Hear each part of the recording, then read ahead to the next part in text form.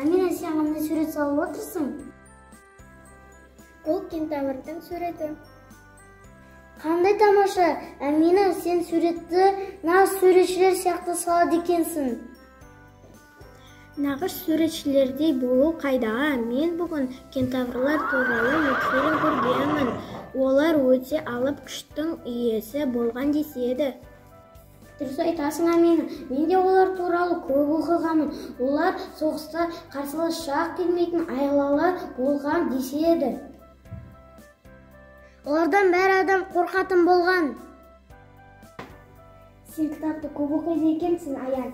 Жарайсың, маған мынаны айтшы. Кентаврлар шын өмірде болған ба? Мен кентаврлар туралы шетел ертегілерінде оқығанмын, қазақ ертегілерінде Орал туралы мәлімет жоқ. Менің ойымша, олар шетелде ғана болған сияқты. Сонда олар біздің жерімізге келмеген бе? Оны мен білмеймін. Менде идея бар, барлығымыз кітапханаға барып, қазақтың ауыз әдебиетінен кентавр туралы іздейік. Кеттік.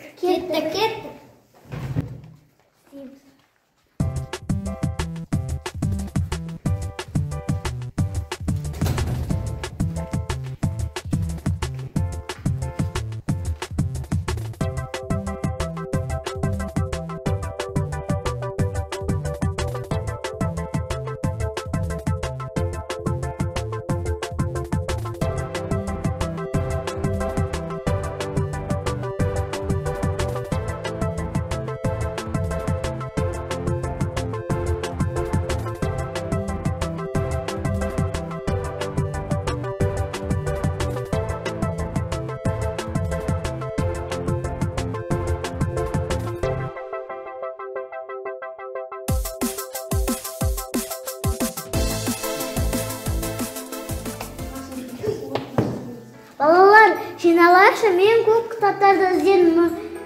Кентавр туралы ештеңе таппадым. Мүмкін сендер бір нәрсе тапқан боларсыңдар. Менде кентавр туралы ертегін таба алмадым. Есесіне мен Алпамыс батыр ертегісін оқып шықтым.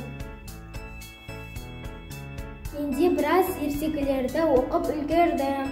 Мен Қобыланды батыр туралы оқыдым. Тайбурыл аты шылқысы шапқанда жерден озатын болған дейді. Алпамыс батырдың да тұлпары болған. Бір күнде бір айлық жерді шауып өтетін болған. Ал мен біздің бабаларымыз олардың тарихын оқыдым. Олар да өз жылқыларымен жарты әлем жаулаған. Жерлері сонша үлкендігі Еуропа елдерінде бағындырған екен.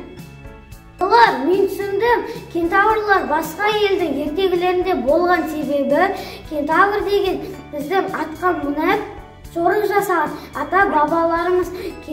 Олар деген атқа мінген адамдарды көрмеген соң, біздің бабаларымызды кентаврды ойлап қалған. Мен түсіндім. Мен енді түсіндім. Мен енді кентавр кім екенін енді біліп жүремін. Бүгінгі кітап оқуымыз бізге өте пайдалы болды.